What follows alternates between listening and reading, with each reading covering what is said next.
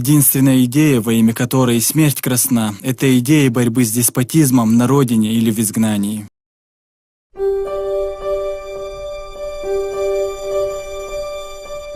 1937. Авторханову около 30. Уже многого достигший и в своей карьере, и немало сделавший для развития культуры народа, полный новых идей и мыслей, готовый доказать, что он хороший историк. Товарищ Авторханов по решению Оргбюро ЦК поступает в распоряжение Чечено-Ингушского обкома партии.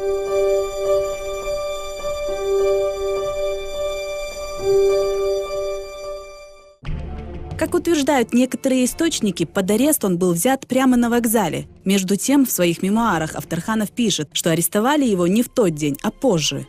В любимый Грозный я приехал в полном недоумении, радоваться или печалиться, так как уже в институте красной профессуры массовые аресты стали явлением повседневным.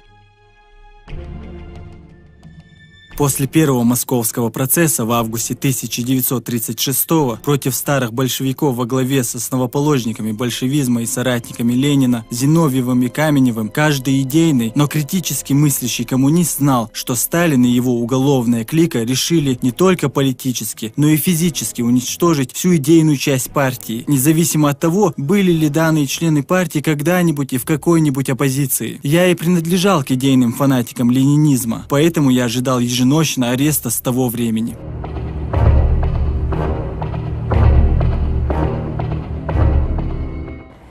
Октября 1937-го около 5 часов вечера Авторханов по приглашению обкома партии прибыл на заседание во Дворец культуры заводского района Грозного, где на удивление присутствовало много чекистов.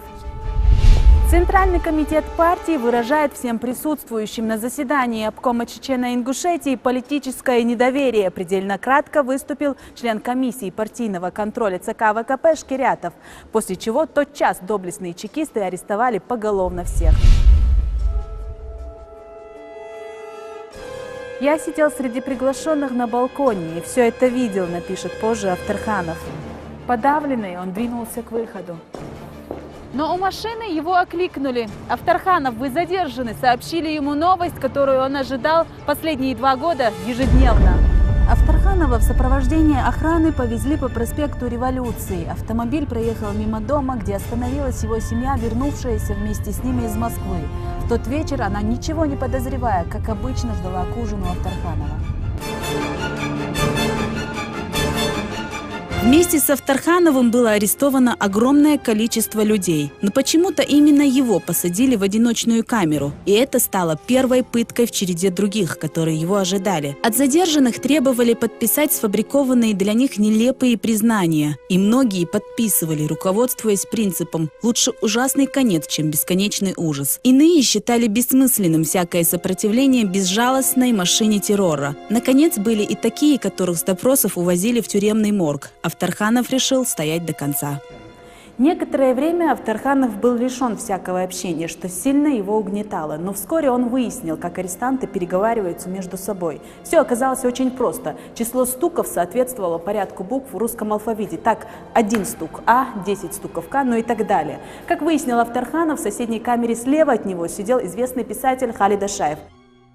Лишь спустя 7 месяцев после заключения Авторханову предъявили юридическое обвинение. По различным пунктам статьи 58 УК РСФСР его обвинили в измене Родине, в подготовке вооруженного восстания, в шпионаже, во вредительстве, в ведении антисоветской пропаганды и в участии в контрреволюционной организации. И так получалось, что Авторханова ожидало 4 расстрела и 2 срока по 10 лет. Этот человек был всесторонне развит. И так как Сталин уничтожал именно самую мыслящую, думающую интеллигенцию всех народов, в том числе и русского народа, и поэтому у него просто не было шансов не попасть под конвейер этих репрессий. Назовите мне одного такого выдающегося деятеля нашего периода, которого репрессии никак не коснулись. Они коснулись практически всей нашей интеллигенции творческой.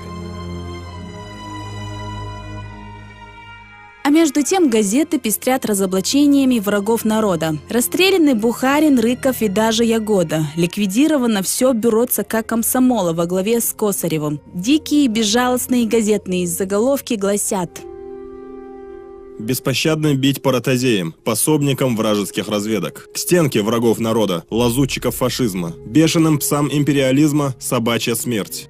А ведь в корреспонденциях речь идет о старых большевиках, которые вершили революцию, сражались на полях гражданской, 20 лет строили вместе со Сталиным социализм в одной стране. Но огромная машина террора была беспощадна ко всем. Сколько людей было расстреляно по придуманным приговорам, точно неизвестно, хотя по подсчетам самих чекистов. С середины 1936 года и до конца 1938 года в Чечено-Ингушетии по смертным приговорам расстреляно около 80 тысяч человек. Для малочисленного народа цифра чрезвычайно высокая, да впрочем, как и по стране. Число жертв сталинской инквизиции с 1935 по 1940 годы одних расстрелянных составляло более 7 миллионов. По мнению некоторых историков, эта цифра намного превышает число жертв в годы Кавказской войны.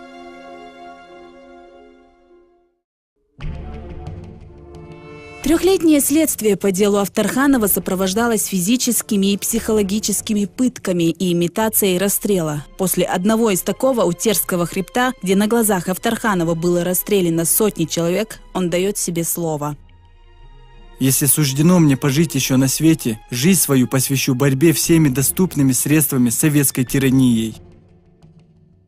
Но это станет возможным только после его эмиграции. А пока изнурительные пытки и издевательства, конца которым, кажется, и не будет, 19 мая 1940-го наконец закончатся вместе с приговором Верховного суда Чечено-Ингушской ССР. Подсудимых Мамакаева, Мациева, Яндарова, Висаитова, Авторханова считать по суду оправданными и освободить из-под стражи в зале суда.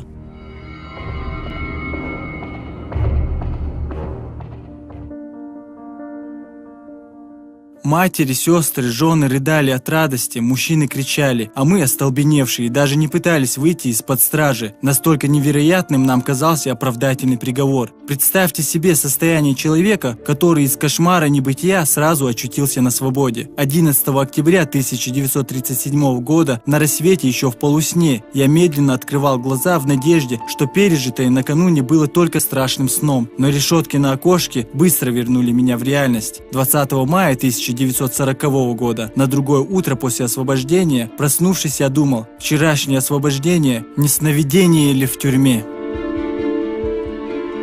После освобождения Авторханов практически оказался на улице. Жена с дочерью ютились у тещи, и он на время устроился у своих друзей. Выделять ему жилплощадь и определять его на работу администрация не спешила. Паспорт не выдавали, но главным все же было то, что он был на свободе, хотя и она была только видимостью, и то временной. Жена Авторханова, Сапият, позже вспоминала об этих событиях.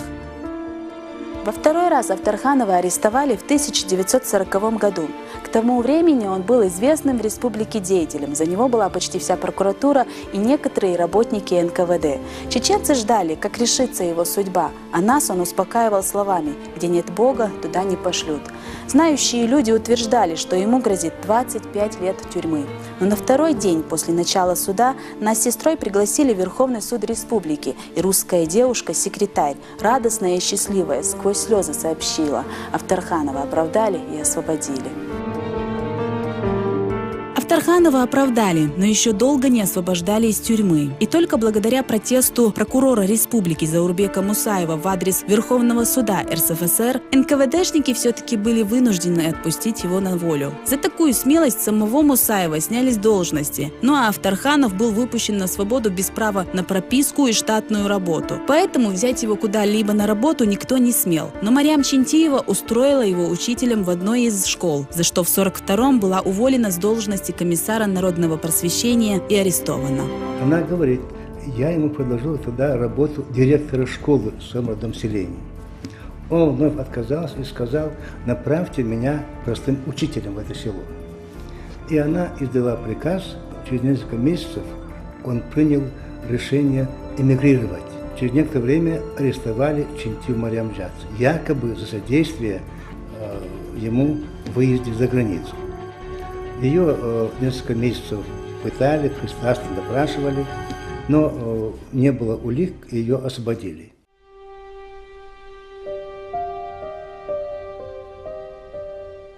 Итак, Авторханов во второй раз выходит на свободу. Теперь его цель – разоблачить своего следователя, который сфабриковал против него дело. Представьте себе машина, работает НКВД, расстреливают, просто отправляют в лагеря всех миллионами людей, не тысячами, а миллионами. И тут какой-то Авторханов, который сам сидел в подвалах НКВД и сумел засудить своего следователя на суде. Доказал, что он применял пытки и так далее, и так далее. И то ему дали реальный тюремный срок. Это была сенсация, оставшаяся незамеченной, к сожалению, и по сегодняшний день.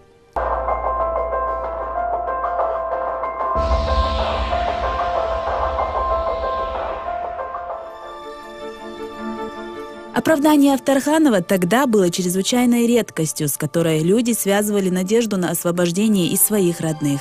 Однако впереди у чеченцев было еще немало испытаний, впрочем, как и у самого Авторханова, который даже после второго своего освобождения вынужден был скрываться от властей. А между тем готовился третий арест, о котором, как утверждают некоторые источники, первой узнала Марьям Чинтиева. Она же и сообщила Авторханову о коварном замысле чекистов. Тогда-то он и решается покинуть страну, чтобы остаться в живых и не умереть под пытками НКВД. Хотя многие тогда сочтут этот поступок за предательство, Авторханов на тот момент был вынужден оставить родину, расставшись со своей семьей. Его надо было сохранить, и это знал Константин Гамсахурди. И поэтому он просил его эмигрировать. Константин Гамсахурди – это отец первого президента Грузии. Они встречались и в Москве, и встречались на Кавказе. После перехода линии фронта Авторханова немцы сначала арестовали, считая его советским шпионом. Допросив и убедившись, что имеют дело с врагом сталинского режима, его направили в штаб пропаганды Кавказского фронта. Уже 17 января 1943-го он прибыл в Берлин, где начал сотрудничать со многими органами печати. Ну а после поражения Германии, получив статус «перемещенное лицо», он перебирается в американскую зону оккупации, где начал издавать журнал «Набат» на русском языке. Позже он возглавляет мусульманский центр в Мюнхене, работает заместителем редактора, а затем и редактором отдела радиовещания «Голос свободной Америки». В тот период он женился во второй раз. А в конце 40-х Авторханов пишет книгу «Положение исторической науки в СССР». Тогда же он начинает читать лекции в Русском институте армии США. Этот период был наиболее продуктивным в творчестве Авторханова. Он стал, как пишут историки, самым активным советологом и одним из основателей Института по изучению истории и культуры СССР в Мюнхене. Не прерывая преподавательской деятельности, ему удается защитить докторскую диссертацию и получить звание доктора политических наук. Он знал эту пружину и систему этого механизма, этой власти изнутри. Вот в этом его, конечно, большое преимущество перед теми, кто так сдалека читал, слышал и так далее. Он конкретно прошел через весь конвейер этой системы. Побег Авторханова на Запад – это не только спасение собственной жизни. Это больше – желание рассказать всему миру о тоталитарном режиме, под игом которого погибли миллионы людей. Ему хотелось кричать на весь мир, что этот кровавый режим уничтожает цвет нации. Это он и сделал на страницах своих многочисленных книг. «Сталин у власти», «Империя Кремля», «Народоубийство в СССР» и многих других. Абдурахман Авторханов одним из первых на Западе показал саму сущность сталинского режима. Он объяснил читателю, что это такое, в чем опасность этого режима. И я считаю, что самое главное, эти вопросы актуальны и на сегодняшний день по всему миру, что сделать, чтобы не было такого режима, подобного сталинскому. Что сделать, чтобы не происходило народоубийство.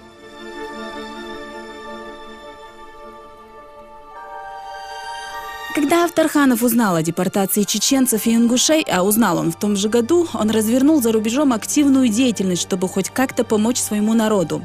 Накануне приезда Хрущева в Генеральную ассамблею ООН в 1955-м он передает в ООН обращение, в котором была раскрыта античеловеческая суть жестоких сталинских акций. Оно произвело эффект разорвавшейся бомбы. Хрущеву напомнили о фактах нарушения прав и свобод целых народов. И именно после этой встречи режим для спецпереселенцев в стране начал смягчаться, а через 2 года чеченцы и ингуши вновь обрели свою родину. После выступления Авторханова меморандумом на ООНе о народоубийстве, убийство чечено-ингушского народа, пригласили близкого человека Авторханова Висаитова Мавлада, чтобы он выехал за границу и доставил его или убил Авторханова. Висаиту на это сказал: я уничтожал врагов своей родины, но на Авторхану я никогда руку не подниму. Активная и политическая, и научная деятельность Авторханова даже здесь, на Западе, была сопряжена с множеством проблем. Но вопреки всему он написал более 300 публикаций, среди которых 15 книг, изданных на разных языках. Наряду с Солженицыным он был одним из самых читаемых на Западе авторов, хотя в нашей стране первые публикации о нем появились только во времена перестройки. Тогда же и смогли дочери навестить его после долгой разлуки. Абдурахман Авторханов в советские годы для некоторых человек, перешедший на сторону врага. Ну а в истории и для всех человек, оказавший огромное влияние на всю политическую мысль XX века. После продолжительной болезни он скончался 24 апреля 1997 года. Поистине, если даже мне суждено умереть, не побывав на родине, я умру с улыбкой на лице. «Господь Бог и дай мог, вот что было неразлучно со мной», — говорил он, так и не вернувшись на родину к своему народу, боль и переживания которых он пронес через всю свою жизнь. Во имя чести, не во имя славы, ты от земли родимой уходил. Тогда и потому имеешь право вернуться к праху дедовских могил. Хвала Аллаху, жизнь другою стала. Пусть наши беды больше не придут. Земля войнахов, горы, реки, скалы тебя, Абдурахман, с надеждой ждут.